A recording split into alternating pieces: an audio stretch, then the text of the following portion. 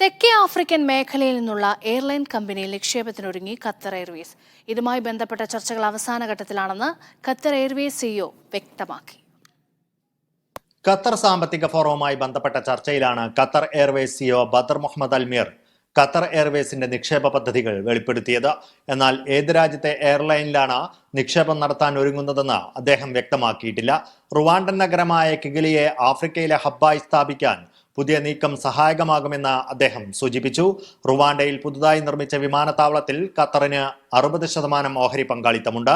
2019 ഇത് സംബന്ധിച്ച കരാർ. എയർലൈനുമായുള്ള പങ്കാളിത്തം ഏതാനും ആഴ്ചക്കുള്ളിൽ പ്രഖ്യാപിക്കും. മേഖലയിൽ തെരഞ്ഞെടുക്കാൻ സാധിക്കുന്ന 2-3 എയർലൈനുകൾ മാത്രമേയുള്ളൂ എന്ന് ബദർ അൽമീർ വ്യക്തമാക്കി. Media 1 Doha.